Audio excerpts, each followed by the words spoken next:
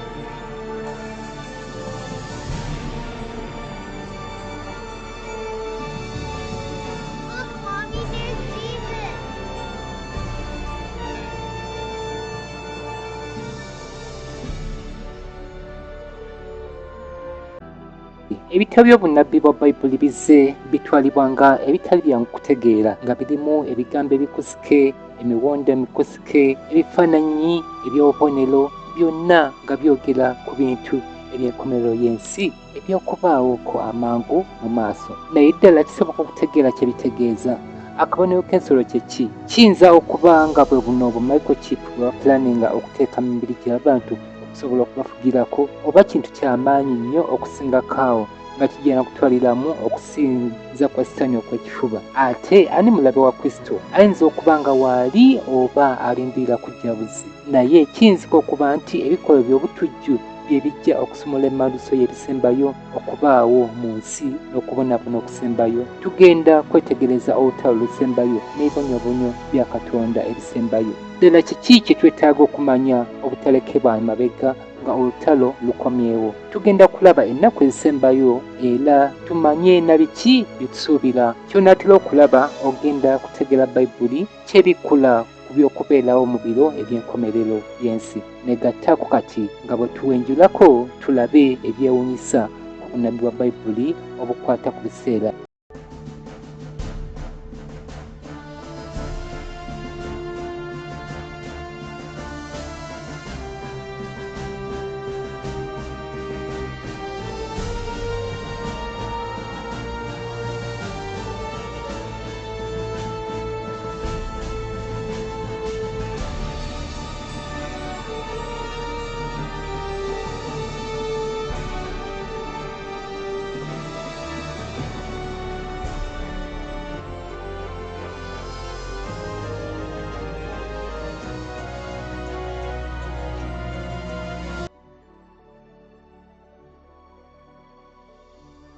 Eby'enkomerero. Obubonero bw'enkomerero.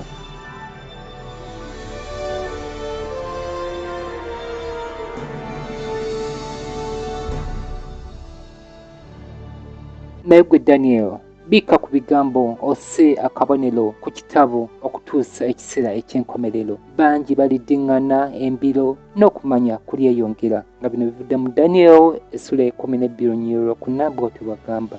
Enkomerero y'ensi kyali kibaddewo. Bwe kiba nga kyali kibaddewo, kale ddi? Kye kimu ku bibuuzo ebizibu ebitategeerekeka okuyita mu mirembe. Nnabbi wa Bayibuli Daniel yalagula nti manguko ng'enkomerero tennatuuka twali bakulaba okweyongera okw'amaanyi mu magezi. Naye kino kituukiridde. Kale tunulako emisinde ki enkola z'entambula gye zijje zikyukakyuka mu biseera ebitono ebyakayita. Okumala ebyasa kumpi 60 omuntu yali tasobola kutambula ku misinde egisukka ku ndogoyi yali esinga okufubutuka. So nga kati ngende zaatwalanga emyezi ku mmeeri, kakati mu nnyonyi otambulirawo ddakiika. Mu mulembe gumu okujjawo kw'omulembe gw'ebima bya kalimagezi kuleesewo enkyukakyuka ezikwasa ne ku mutwe ezo bajjajjaffe ze baali batayinza kulowoozaako yadde nti zisoboka. So ng'ate entaputa y'ekyawandiikibwa kino ekirawo ko eri nti n'amagezi agakwata ku bitabo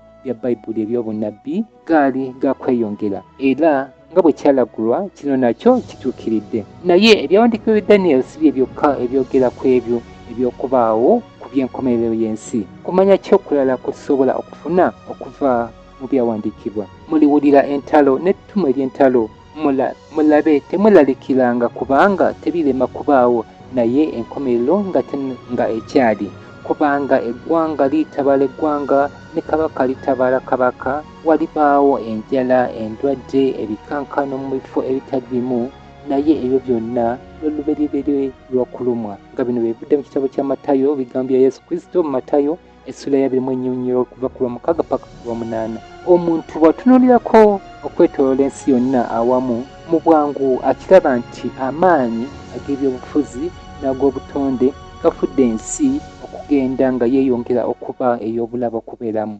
Lowooza ku kino. Mu myaka 10 gyokka egyakayita, ensi ebadde ne ssematalo 2 nnamba n'entalo endala nga n'eŋŋambo z'entalo endala ez'amaanyi, nga toyogedde ku butujju obweyongedde mu nsi. Kuno kw'ogatta n'obutyabaga bw'obutonde obweyongedde nga musisi, emiriro, amataba, emiyaga, nga byonna byeyongedde okuteekawo emiteeru ku nsi yaffe eno. Ate ekyewuunyisa, omutume wa Yesu Yokaana yalagula nti akabonero akalala k'enkomerero kajja ku bantu kubanga beeteefuteefu okusanyaawo ensi. Mu kubikkulwa essula y'e18 wagamba nti ekiseera kijja kutuuka Katonda lw'alisanyaawo abo abasanyaawo ensi. Kiraga bulungi nti obunnabbi buno kumpi butuukiridde.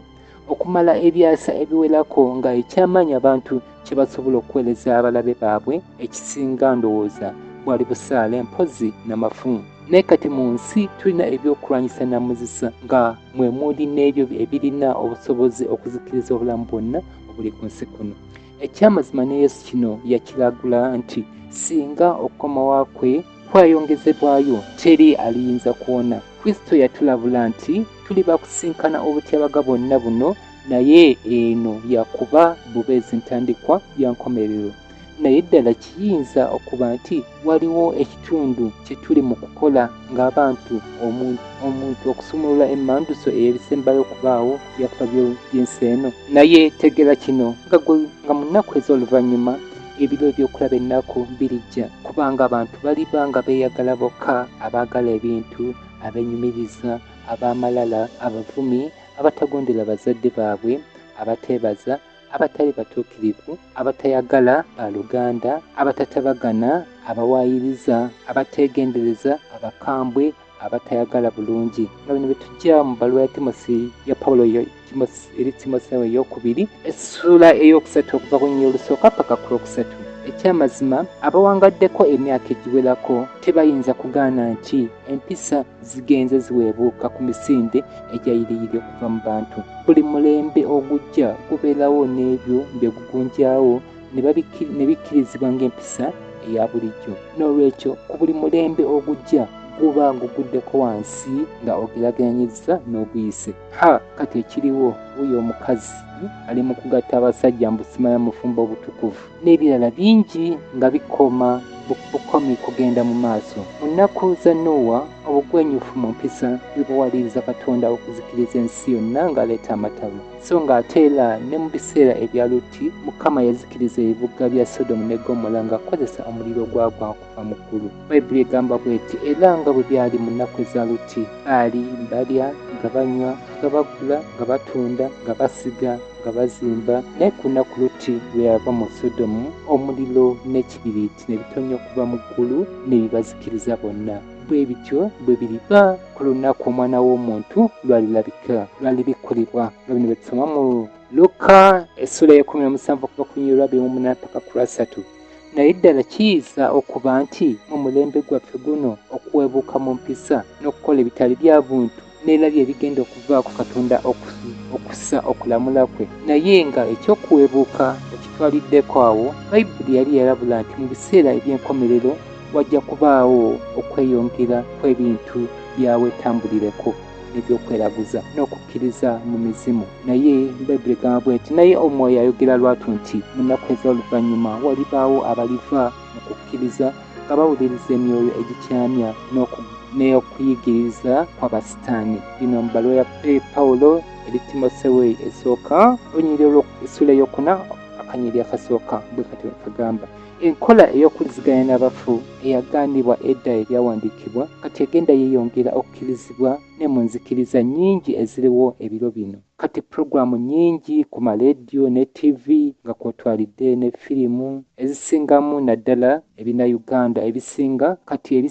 bisinga mu bya bulogo na bya mizimu nga waliyo n'ebyalo ebimu nga kumpi buli maka galina essabo. Naye newankubadde obubi buno bwonna obungi bayibuli eyigiriza nti ekibi we kiba ate n'ekisa kyeyongera. Y'ensonga lwaki Yesu yasuubiza nti ng'anaatera okukomawo nti enjiri yakugenda eri ensi yonna. Bayibuli bweti bwegamba nti n'enjiri eno ey'obwakabaka eribuulirwa mu nsi zonna okuba omujulirwa mu mawanga gonna awo enkomerero eryoke etuuke. Bino bigambya Kristo Matayo essula ya 24 akanyiri ak'ekkumi bw'ati bw'agamba. Ekyalabikako edda ng'ekizibu eky'okusobola okuliziganya enjiri eri ensonda ennya ez'ensi kakirabise nga kituukirira okuyitamu baminsani okugaba ebitabo n'okuyita ku mayengo ga satellite saako ne ku mutimbagano omulimu gw'okusaasaanya enjiri gugenda gweyongera okuwenyuka emisinde. Naye era obubaka bw'obulokozi bwali tebusaasaanangako nnyo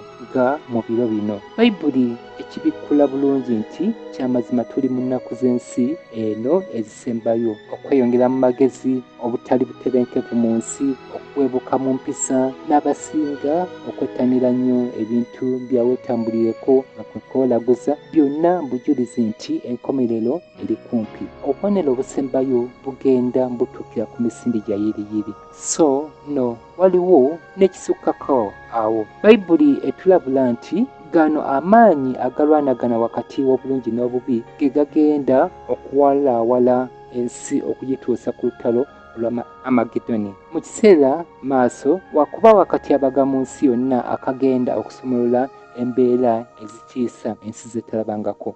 Kubanga mu biro ebyo Bayibuli egamba walibaawo ekibonyoobonyo ekinene nga tekibangawo kasokedde ensi ebaawo okutuusa leero era tekibaawo nate. Gano ebigambo bya Kristo mu Matayo byawandiikibwa mu Matayo essula ya 24 binyirwa 21. Naye ddala kiki ekinaabembula akatyabaga kano kibateekeddeteekedde ensi? Kinaaba kikolwa eky'amaanyi eky'obutujju oba kuvuunika byanfuna byansi yonna nga ssente bazisibye, oba musisi oba kiyinja kibagamba mbu ekijja okujja kitomera ensi, oba kusaasanya butwa mu mpewo n'amazzi, oba kinaaba kirwadde nga bwe twalabako mu mwaka gwa 2020. So nga kisoboka n'okuba nga ebizikiriza bino nga bigattiddwa wamu. Newankubadde Bayibuli tetubuulira kinaaba ki kyennyini, naye etubuulira ebyo ebijja okuddirira ekijja mu katundu kaffe akaddako. Ogenda kuyiga ku ebyo eby'okubaawo eby'entiisa era nga bangi abeeyita abagobezi ba Kristo bye batali beeteefuteefu kusisinkana. Essula ey'okubiri ensi ng'eyawuddwamu.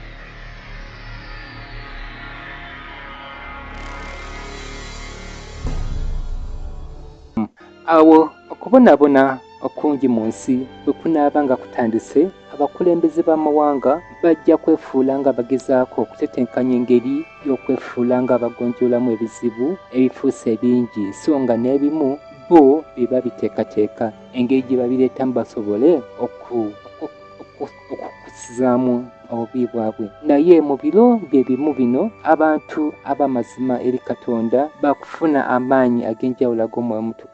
Bayibuli bwe tugamba oluvannyuma lw'ebyo nenda malayika omulala ng'akka okuva mu ggulu ng'alina obuyinza bungi, n'ensi neemulisibwa n'ekitiibwa kye, nga bino biva mu kitabo ky'okubikkulirwa essula ya 18 olusooka. Amaanyi gano agamulisa abantu ba Katonda ye Mwoyo Mutukuvu. Mu buvumu obw'amaanyi bajja kujulira omutonzi buli wamu nga bwe beegayirira ekkanisa okwenenya, teekako n'okuyita abaabula okudda eri Kristo. Omusingi gwabwe gujja kuba nga guli ku kigambo kya Katonda, nga beegayirira abantu bonna okwenenya ebibi byabwe batandike n'okugondera amateeka ga Katonda. Wakubaawo okudda obujja mu by'omwoyo okwetooloola ensi yonna, era Omwoyo Omutukuvu awalirize abaweereza ne bammemba b'amakanisa okukola ku lw'okulokola emyoyo. Omulimu gw'Omwoyo Omutukuvu bwe gunaagenda maaso nga gunyinyittira, ne Sitaani ajja kuba nga naye tatudde. Emizimu egy'obulimba gijja kujjira bangi nga gyefudde ng'abaagalwa baabwe ababafaako edda oba okwefuula nga abatuukirivu ab'omu bayibuli. Gyefuule egyogera ebigambo by'essuubi n'emirembe mu kiseera kye kimu nga giteekamu enjigiriza ez'obulabe okuzikiriza emyoyo. Naye nga ku lwa gino bayibuli yatulabula nga egamba nti kubanga gy'emizimu gy'abalubaale egikola obubonero. Bino wandigambye biri mu kitabo ky'okubikkulirwa essula y'e14 era nga bw'oyinza okukirowoozaako, okweyoleka kuno okutali kwa buntu kujja kunyweza bangi era nga batono nnyo abajja okusobola okujogera nti ono sitaani yali mu kulimbalimba. Era paka ekiseera kino amakanisa n'amaka gajja kuba nga tegasobodde kukakkanya muyaga gwa bugwanyifu ogujja okuba nga gusitudde enkundi mu nsi. Mu masekkati g'obubi buno bwonna abantu bajja kufuba okusala engeri ekirako okusobola okukakkanya obusiiwuufu bw'empisa mu bantu. Era wano tugenda kulaba bannaddiini nga beekobaana ne bannabyabufuzi okulaba engeri gye bakomyawo n'okuwaliriza enkola ez'obwakatonda mu bantu. Era ku olwo ku lw'okuwalirizibwa kw'abannaddiini okutali kulambike, tuli bakulaba nga zi gavumenti ziyisa amateeka agakontaŋŋana butereevu n'amateeka ga katonda wa bayibuli, naddala nga etteeka ekkulu ligenda kubakwaliriza abantu bonna okugondera etteeka ery'okukoma olunaku lwa wiiki olw'oluberibire Sande nga sabbiiti mu kifo kya sabbiiti ey'omutonzi ey'omu mateeka 10 nga lwe lunaku olw'omusanvu Saturday. Naye guno si gwe mulundi ogw'okuba omulundi ogusooka mu byafaayo kino okubaawo obuyinza bw'ensi okuyisa amateeka ag'ebyokusinza. Ndowooza bangi tuyinza okuba nga tujjukira emboozi eno emanyiddwa obulungi ey'omu kitabo kya Daniel Nabbi mu ssula ey'okusatu. Kabaka w'e Babuloni Nebukadduneeza bwe yalagira abantu abaali mu bwakabaka bwe okuvuunamira basinze ekifaananyi kya zaabu kyali akoze. Naye nno waliwo abavubuka basatu Abebulaniya bamanya nti ekiragiro kino kyali kikontaanira ddala butereevu n'etteeka lya Katonda eryokubiri erigaana okusinza ebifaananyi ebyole. Nga bamaliridde okusigala nga bamazima eri Katonda, baagaana okuvuunamira ekirumbe ekyo. Kabaka Nebukadduneeza zaavaako n'alagira basuulibwe mu kikomye ky'omuliro, naye mu ngeri ey'ekyamagero Katonda yabiyingiramu n'awonya obulamu bwabwe. Ate era waliwo n'emboozi ya Daniel bwe yasuulibwa mu bunnya bw'empologoma. Oyinza okujjukira nti kabaka w'e Buperusi yayisa etteeka nti tewali muntu yenna alina okusinza Katonda yenna okuggyako ye okumala ennaku 30. Naye ye Daniel yamanya nti okugondera ekiragiro kino yali alina okumenya etteeka lya Katonda erisooka. N'olwekyo yagenda mu maaso n'empisa ye ey'okusaba mu lwatu eri Katonda newankubadde kyali kiteeka obulamu bwe mu katyabaga. Abalabe ba Daniel baddukirawo bunnambiro ne bamuloopa ne baloopera kabaka, naye n'aleka omuddu we omulungi okusuulibwa mu bunnya bw'empologoma. Neera ne ku mulundi guno Katonda yalaga amaanyi ge bwe yawonya Daniel mu ngeri ey'ekyamagero. N'olwekyo bassebo ne bannyabo, bino ebyaliwo mu mwaka gwa 2020 amasinzizo gonna gagaliwo okumala ennaku 21 w'ebityo byali tebyakasooka okubeerawo era si bye bigenda okusembayo. Naye obunnabbi wa bayibuli butuyigiriza nti mu nnaku z'ensi ez'enkomerero zi gavumenti zigenda kuwalirizibwa ziyise amateeka ag'engeri abantu gye balina okusinzaamu. Amateeka gano gakulabika nga ag'okutumbula empisa mu bantu, nga naye ekyamazima gakuteekateeka bantu kukkiriza kabonero ka nsolo wamu n'okusinza Lucifer, Sitaani omulabe wa Kristo. Kubanga bayibuli bwe tugamba, kubanga wali gye bakwesa b'obulimba ne bannabbi ab'obulimba nabo balikola obubonero obukulu n'ebyamagero n'okukyamya bakyamye n'abalonde obanga kiyinzika. Bino biri mu Matayo essula ya 24 olwa 24. Mu kiseera ekyo abantu bwe banaabanga banoonya ku buweerero olw'ebizibu ebiriba biyitiridde obungi n'obunene, wajja kulabikawo nga engeri y'essuubi. Tuli bakuwulira okulangirira okwetoola ensi yonna nti Yesu ajja, Yesu akomyewo. Nga ensi yonna tuli bakulaba omuntu atangalijja ayogeza ekisa eyeegamba okuba nti ye mwana wa Katonda. Era enkuyanja y'abantu bajja kukulumuluka okugenda okwerolera oyo atali wa bulijjo ng'akola ebyamagero. Bajja kumuwulira ng'ayogera ebigambo bingi nga Yesu by'ayogera mu byawandiikibwa. Emikutu gyonna egya TV gijja kumulaga. Abamu bawubwe bakkirize nti okulagibwa ku TV kwe kutuukizibwa ebyawandiikibwa nti buli liiso lirimulaba. Eddiini nnyingi zirindira omulokozi w'okujja, era omuntu oyo ajja kubanga atangalijja, ajja kulabika nga ekyokuddamu eri essala zaabwe. Naye Bayibuli yatulabula mu Basesalonika ekyokubiri nti Sitaani naye asobola okwefuula nga malayika ow'omusana oba ow'ekitangaala. Ekyennaku ono si wakuba Yesu owaddala abantu gwe bajja okwaniriza nga bayayaana, naye Sitaani ajja kubanga afera nga nti ye mwana wa Katonda. Wekkaanye kino, bwe twekkaanya ebigenda mu maaso mu nsi, tulaba nti zi gavumenti n'ebitongole eby'amaanyi biri mu kuzimbawo embeera ey'okuvaamu ebizibu n'okubonaabona okungi eri abantu. Kino kye kiri emabega. Baagala ffenna tuuke ekiseera nga tuli ku kisenge tusobole okuyayaanira okwaniriza Sitaani nga yeefudde nga Kristo azze okugonjoola ebizibu ye kennyini byali emabega waabyo. Kino baali bakiteekeddeteekedde mu mwaka gwa 2025, naye katulindire tulabe nga mu kino Sitaani ajja kusobola okugatta wamu ensi yonna atongoza engeri y'okusinza ewakanye ya Katonda. Nga buno bwakuba obufere obusingayo obunene Sitaani bwajja okuba ng'akoze eri olulyo lw'omuntu. Katugendeko mu ssuula tugambe eyokusatu, ekiseera ky'ekisa okuggwako.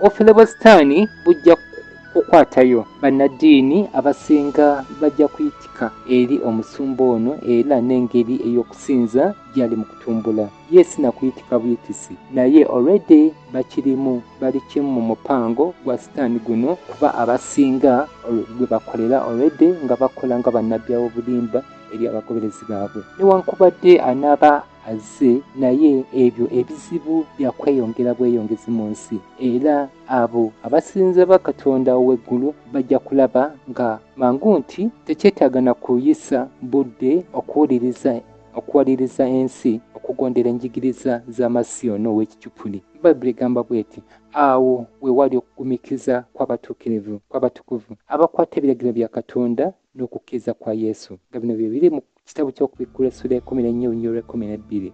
Laba kino, si buli omu mu nsi nti wakulimbibwa. Abatono bajja kukiraba nti Bayibuli yali yatulabula dda okubaawo kw'obufere buno obw'ekitalo, era nga bajja kubanga bakimanyi nti bulungi nti ekigendererwa ky'Amasiya ono ow'obulimba kwe kukulembera abantu abawugule okuva ku biragiro bya Katonda. Naye ogwo tegujja kubanga gwe mulundi ogusooka ogususse Sitaani okweraga nga malayika ow'ekitangaala. Kristo bwe yali ng'akemebwa mu ddungu, Sitaani yajja mu kifaananyi ng'omubaka ow'ekitiibwa okuva mu ggulu, naye Sitaani yamala n'ayoleka ekifaananyi ddala kyali bwe yakema Yesu ajemerera ekigambo kya Katonda. Ne ku luno ng'akozesa obukodyo bwe bumu, Sitaani ajja kulimba ensi okugitwala mu kumenya amateeka ga Katonda. Bayibuli egamba bw'eti nti tewali muntu ayinza kuweereza baami babiri, kubanga oba anakyawa omu n'ayagala omulala, oba ananywereranga ku omu n'anyooma omulala. Bino biri mu Matayo essula y'omukago 24. Wano ensi ejja kubanga esisinkanye ekiseera eky'okusalawo. Kristo ono ow'ekicupuli n'akafubo kanaaba kasaanikidde ensi yonna byakwawulamu abantu ebiti bibiri, abo abagondera Bayibuli ko n'abo abagondera ensi nga bwe buyinza obw'omukago wakati w'Obukatoliki ne zi gavumenti. Okwenyika kujja kujjula emitima gy'abantu, era eddiini gufuuke nga gwe mulamwa mu birowoozo by'abantu. Okuyita mu malediyo ne mu TV ne ku mikutu ne mu kkooti z'amateeka, abagoberezi ba Katonda ab'amazima bajja kuleetebwa basuyebwe kajjojjojjo w'ebibuuzo lwaki bajeemera okwegatta wamu n'ensi mu kusinza obulimba okujja okuba nga kuwalirizibwa eri abantu kumpi bonna. Amateeka ga Katonda ne bigwa mu kusinza okw'amazima byakuba ku masekkati ga buli mboozi, nga bafugibwa Omwoyo Omutukuvu ko n'obubaka okuva eri abaweereza ba Katonda abeesigwa bangi okwetoola ensi bajja kulekulira enzikiriza ez'ekizikiza ezitaliimu ssuubi lya bulamu butaggwaawo, beegatte ku kkanisa etali ya ttutumu naye ey'abagoberezi ba Katonda b'amazima. Ekibuuzo kiri nti tulina kugondera Katonda oba abantu? Ebyawandiikibwa oba bulombolombo bw'amadiini olw'okuba nti bumanyikiddwa buli wamu. Era wano Pawulo Mutume ensi bwe yagifundiza mu biti bibiri, nga ku mukono gumu beebo abafuna akabonero ka Katonda, nga ne ku mukono omulala beebo abafuna akabonero k'ensolo. Bayibuli neeyongera n'egamba mu kubikkulirwa nti ayonoona abeere ng'akyayonoona, era omugwagwa abeere ng'akyali mugwagwa, era omutuukirivu abeere ng'akyakola obutuukirivu, era n'omutukuvu abeere ng'akyali mutukuvu. Bino bye biri mu kubikkulirwa essula eya 22 olunyiriri olw'11. Olunyiriri luno oluli mu kitabo ky'okubikkulirwa lwalagula eky'okuddirira nga buli ssekinnoomu ku nsi kuno ng'amaze okukola okusalawo kwe okulondawo Kristo oba okumugaana, nga ku luuyi lwa Katonda bajja kuba abo abanayimirirawo nga beesigwa eri ekigambo kye wakati mu kuwakanyizibwa n'okuyiganyizibwa okw'amaanyi, so nga ne ku luuyi olulala be bajja okuba nga baaniriza ne bakkiriza okugoberera obuwangwa n'obulombolombo bw'amadiini obwagunjibwawo abantu.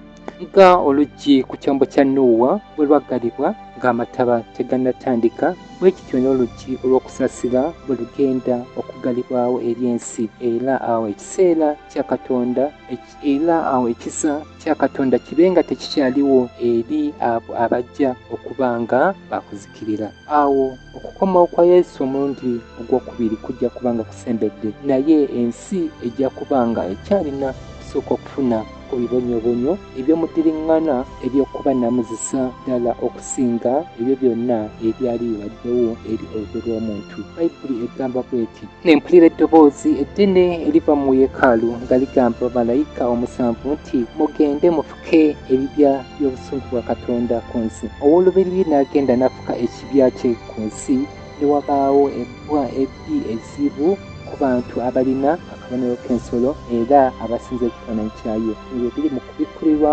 essula y'ekumi-na-mukaaga olunyiriri olusooka n'olwokubiri bwetyo wagamba. Essubi abantu lye baliba balowooza nti ebintu bigenda kutereera baddemu okweyagalira mu bulamu bw'ensi eno byakusanyizibwawo, kubanga kubikkulirwa bw'ayogera ebibonyoobonyo 7 bijja kutandika okugwa ku nsi ate nga biddiriŋŋana mbagirawo. Bino byakuba nga bibonyoobonyo ebisinga ebyali bibaddewo wooko eri abantu era ebiteddamu kubaawo. Ekibonyoobonyo ekisooka kyakuba mayute amanene agaluma ennyo agajja okuleetawo okubonaabonawo kw'amaanyi eri ab'okuzikirira. N'ebibonyoobonyo ebirala 6 bigoberere mu bunnambiro, amazzi gonna agali mu nnyanja ne mu migga gafuuke ng'omusaayi, omusana guweebwa amaanyi okukalirira abantu n'ebbugumu ery'amaanyi, nga ebibonyoobonyo bigwa kimu okuddirira ku kirala, nga kw'otadde n'ennamutikwa w'enkuba erimu emiyaga eri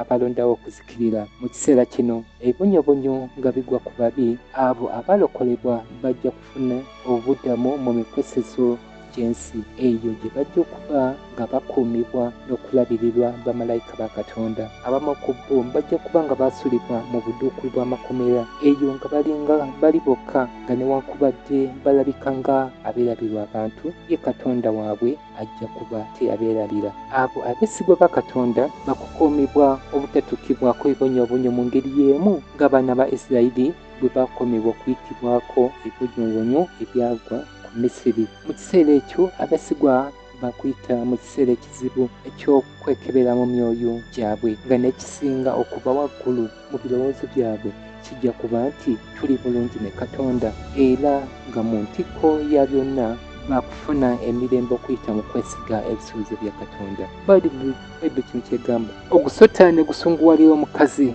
ne gugenda okulwanagana n'ab'omuzadde lye abaasigalawo abakwata ebiragiro bya Katonda era abalina okutegeeza kwa Yesu Kristo. Bino nga biri mu kitabo ky'okubikkulirwa essula y'ekumi n'ebbiri olunyiriri olw'ekumi na musanvu. nga bakumiddwamu omuliro Kristo ow'ekicupuli, abantu ab'okuzikirira bajja kukiraba nti okufuna obuweerero ku bibonyoobonyo ebijja okuba nga biri mu kubagwako kwe kusaanyaawo abo ababawakanya, era okusalawo kujja kukolebwa okuwenja bamalewo mu lunaku lumu abantu ba Katonda abeesiriwaza nga bagugubira ku byawandiikibwa, era nga mu ddwaniro lino ery'omwoyo wajja kubaawo abo abalondawo okugoberera obuwangwa n'obulombolombo bw'eddiini obwagonjebwawo abantu nga bakubwefuga n'abo abagala Yesu era abagondera ebiragiro bye, era nga luno lwe lw'okuba olutalo olusembayo Bayibuli lweyita olwa Amagedoni, nga ensi ey'obubi ng'etuuse ku ekyo Katonda ky'atakyasobola kugumiikiriza, naye era ng'ekiseera kituuse Katonda abiseemu engatto ajje okukwakkula abaana be abeesigwa. Katulabe kabaka ng'akomawo.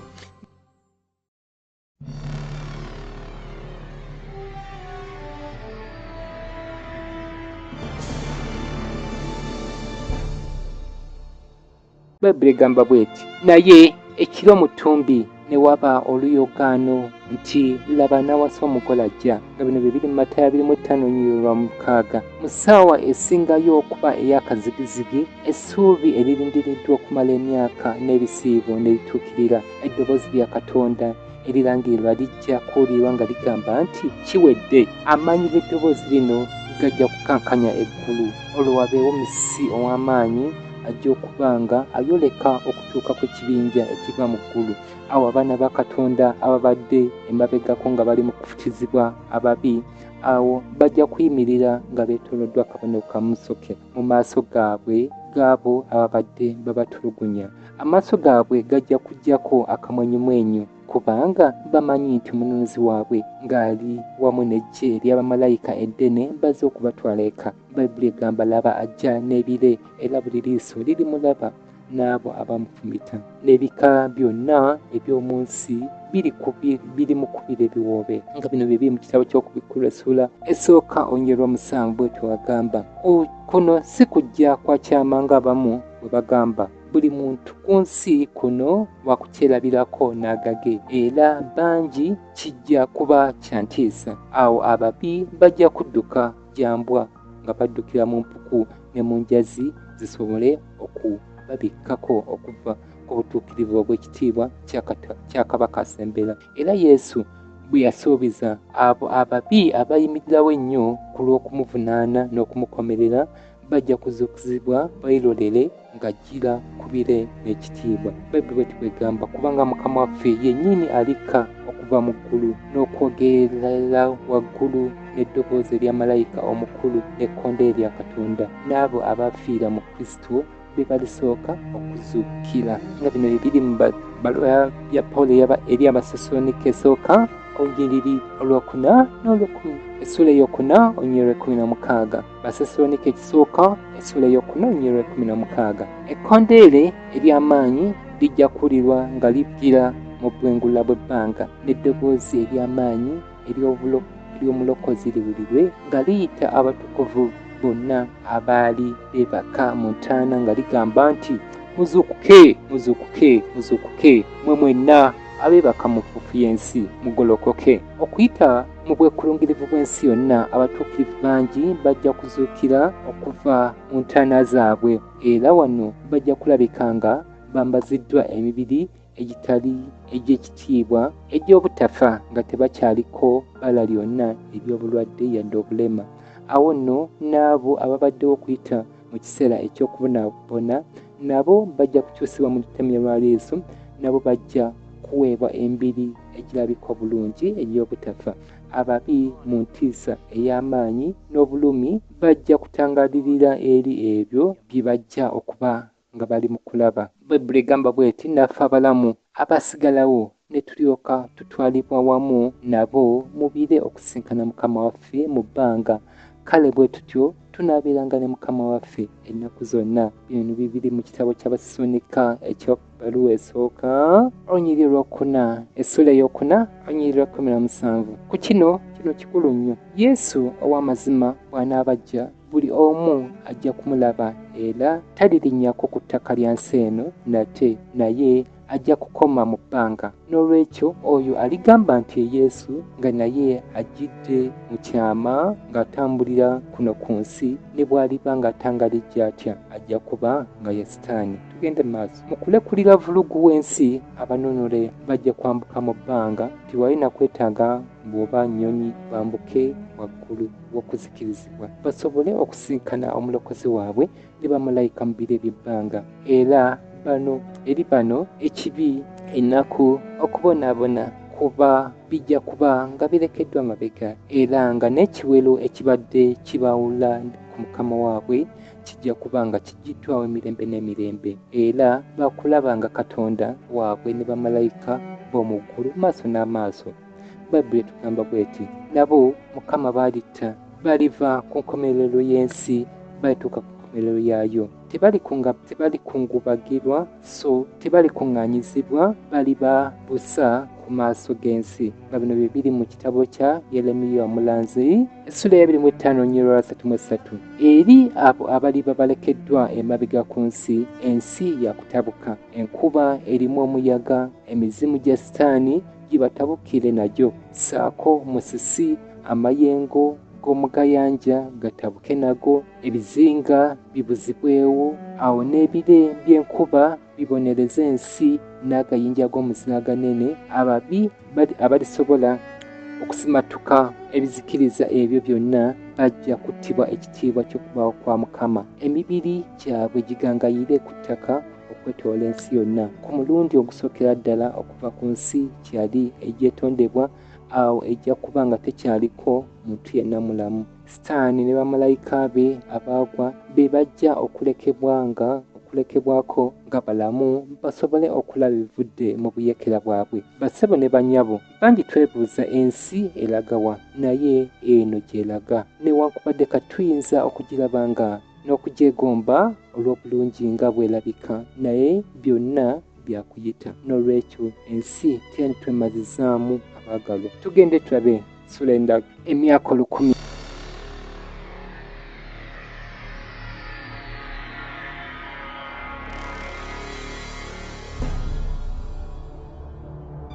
Bayibuli egamba n'entaba malayika ng'akka okuva mu ggulu ng'alina ekisumuluzo eky'obunnya obutakoma n'olujegero olunene mu mukono gwe, n'akwata omusota ogw'edda ye mulyolyomi era Sitaani, n'agusibira emyaka 10. Okubikkulirwa essula ya 2 olusooka n'olwokubiri bw'oti bwagamba, nga beetooloddwa ensi gye bayonoona. Sitaani ne bamalayika be bajja kwesanga nga basibiddwa kuno ku nsi okumala emyaka 10.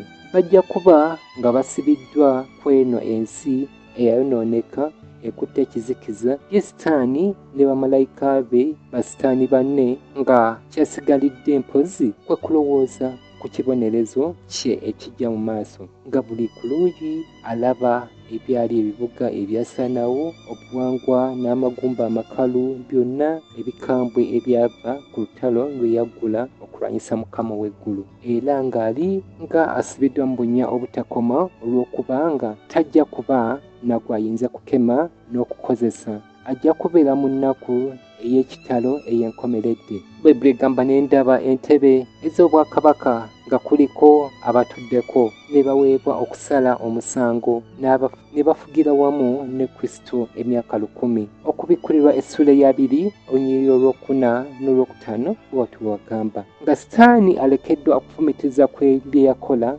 bonno abanunule bajja kuba nga beeyagalira mu bitiibwa eby'omu ggulu. Buli omu asisinkane bamalayika be abakuumi, babanukule bye baagala okwebuuza ebikwata ku bulamu bwabwe nga bakyali ku nsi. Awo Katonda ku lw'okwanjuluza okulamula kwe ajja kubayita okubeera ng'abalamuzi ababikkulire byonna ebyaterekebwa ku byakolebwa abo abazikirira. Wano abanunule bajja kuba n'omukisa okumanya lwaki abantu abamu bye baali basuubira okulaba mu ggulu tebasomoka kutuukayo. Bassebo ne bannyabo, tufube kubeera beesigwa. Tuliraba bannaddiini bye bakola mu nsi gye tutali.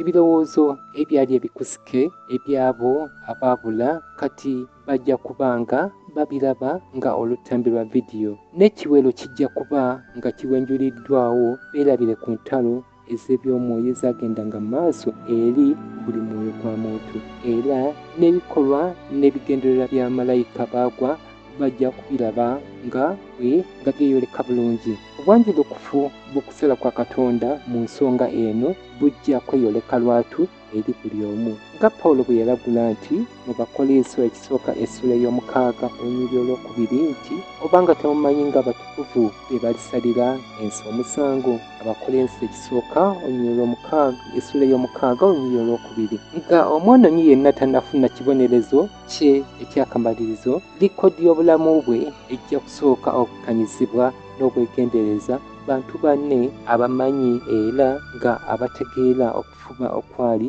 mu bulamu bw'ensi. Ebigambo n'ebikolwa by'ababi bijja kupimibwa mu kulamula kwa Katonda. Awo obwenkanya mu kusalirwa kwabwe kukakasibwe n'abalina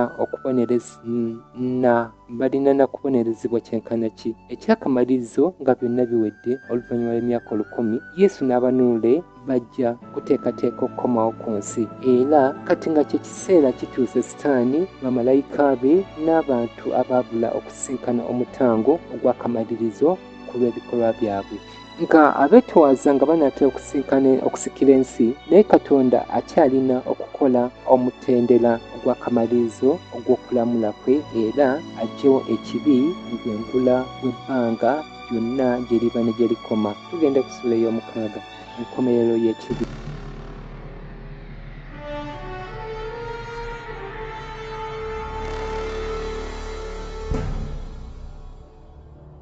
Bayibuli egamba bw'eti: nze Yokaana ne ndaba ekibuga ekitukuvu Yerusaalemu ekijja nga kikka okuva mu ggulu ewa Katonda, nga kitegekeddwa ng'omugole ayonjeddwa bba. Okubikkulwa essula eya 21 olunyiriri olwokubiri bw'atyo bw'agamba. Oluvannyuma lwa Ssabbiiti eno ey'emyaka 1000, Kristo abanunule wamu n'ekibuga Yerusaalemu ekijja bakukomawo ku nsi, nga ekibuga kisemberera ensi eyafuuka nga ekifulukwa. Yesu ajja kulangirira ababi bonna abafu bazuukire. Ku lw'ekigambo kye, abatalokolebwa okuyita mu mirembe gyonna n'okuva ku buli kitundu kati bakuyimirira mu maaso ga Katonda. Abaabula bajja kuzuukizibwa n'emibiri gye gimu gye balina nga tebannafa. Nga Yesu akka, ebigere bye bijja kukwatako ku lusozi lwa Olive, olwo omusisi ow'amaanyi alwabyemu lufuuke ng'omuseetwe omugazi ennyo, era awo Yerusaalemu ekijja kiryoke kikke kituule ku museetwe Yesu bwe yakiteekerateekera. Bayibuli egamba awo emyaka 1000 bwe giriggwako, Sitaani n'alyoka asumulula okuva mu kkomera lye, era aligenda okulimba amawanga okubakuŋŋaanya ku lutalo. Bino bye tusoma mu kitabo ky'okubikkulwa essula eya 2 olunyiriri olw'omusanvu n'olw'omunaana. Ekyewuunyisa, Sitaani wakusobola okulimbayo abagoberezi be omulundi gumu ogusemba, era abakunge okulumba bawambe ekibuga ekisse okuva mu ggulu na kifuba.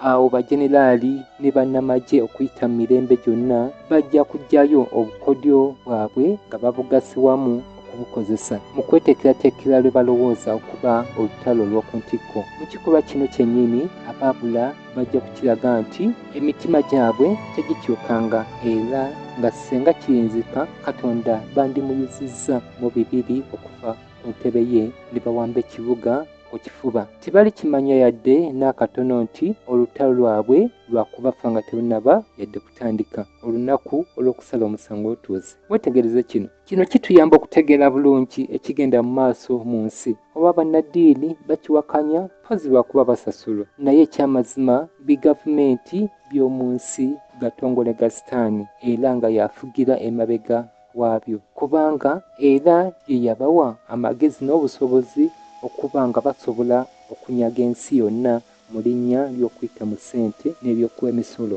Bwe tutyo ffenna ne tuba baddu ba bigavumenti, nga naye ffenna tewali amanyi. Naye oyinza okwebuuza lwaki zi gavumenti okwetoola ensi zitadde nnyo amagezi, obudde ne ssente mu kuweesa n'okuzimba ebyokulwanyisa eby'amaanyi namuzisa? Kiki kibabala? Newankubadde Sematalo II akyali ku pulaani naye nga ekikulu Lucifer mukama waabwe akimanyiiko ekya Yesu nti wakukomawo ogwokubiri ne bamalayika okutwala abanunule be mu ggulu mpozi n'omulundi omulala oluvannyuma lw'essabbiiti y'emyaka 10 awamu n'abanunule okwezza ensi eno sitaani gy'ayita eyiye. N'olwekyo ali mu kukozesa abantu bazimbe ebyokulwanyisa eby'amaanyi oba nga kiriba kiyinzika. Yesu bw'aliba nga yeepankapanka okudda wakiibwa mukubisi ng'akyaliko wala mu bbanga bassebo ne bannyabo ye sitaani. Babbuli egenda mu maaso n'egamba nti n'endaba abafu abakulu n'abato nga bayimiridde mu maaso g'entebe ebitabo n'ebibikkulwa abafu ne basalirwa omusango ng'ebikolwa byabwe bwe byali. Okubikkulirwa essula ya 2:12 bw'oti bwagamba.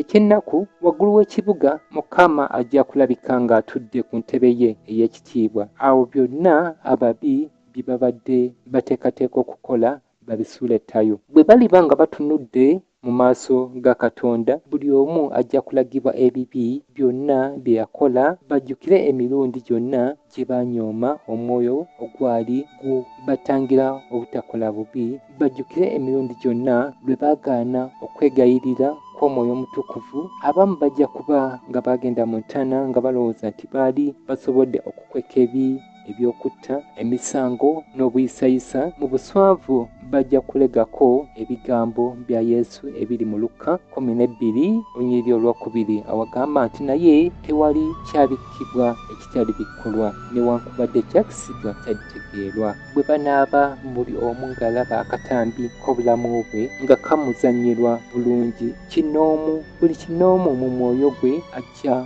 kugwesalira nti kwali kusalawo kwe okugaana obulokozi. Ekyakabi ennyo emirembe n'essanyu eri abo abali munda mu kibuga tebiba lyabwe. Mazima okuwulira kw'okubulwawo essuubi lyonna kujja kuba waggulu w'okwo okuyinza okunnyonnyola ebigambo. Abajeemu tebajja kusobola kugaana obwenkanya bwa Katonda mu kubasalira nti gwabasinga. Mu ddoboozi limu bajja kukaaba nga boogera nti ga bwenkanya era ga mazima amakubo go bwe kabaka w'obutuukirivu bagwe wansi basinze omulangira w'obulamu. Babbuli egenda mu maaso n'egamba ne balinnya ku bugazi bw'ensi ne bazingiza olusiisira lw'abatukuvu n'ekibuga ekyagalwa. Omuliro ne gukka okuva mu ggulu ne gubookya. Nga bino bye biri mu kubikkulirwa essula ya 2:9 bw'oti wagamba.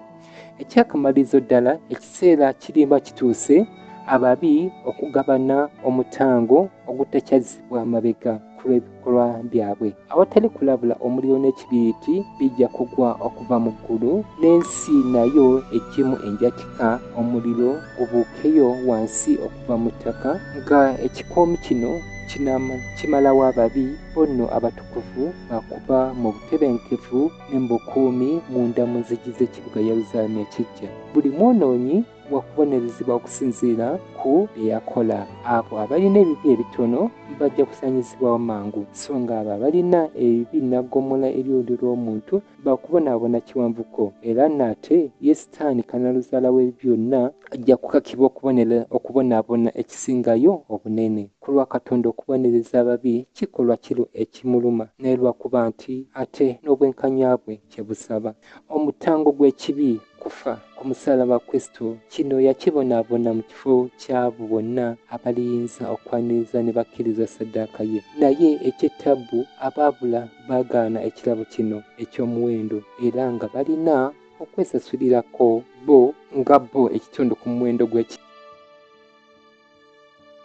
Kubanga laba olunaku lujja olwokya ng'ekikoomi, n'abamalala bonna na bonna abakola obubi baliba bisasiro. Awo olunaku olujja lulibookera ddala, bw'ayogera Mukama w'eggye, obutabalekaawo kikolo newankubadde ettabi. Era mulirinnyirira ababi kubanga bali bavu wansi w'ebigere byammwe. Nga bino bye biva mu kitabo kya Malaki essula ey'okuna onyiriri olusooka n'olwokusatu bw'oti bwagamba. Nga ennimi z'omuliro ezisembayo bwe zinaaba nga zizikira, abatuuze b'obwengula bw'ebbanga bonna gye buva ne gye bukoma bajja kusitula amaloboozi gaabwe batendereze Katonda nti obufuzi bwa sitaani obw'entiisa bujja kuba nga bukomezeddwa emirembe n'emirembe. Awo nga obwengula bw'ensi bw'ebbanga gye liva ne gye likoma nga limaze okutebenkera, awo Katonda ajja kutwala ebirowoozo bye ku ky'okutonda eggulu n'ensi empya. Ensi empya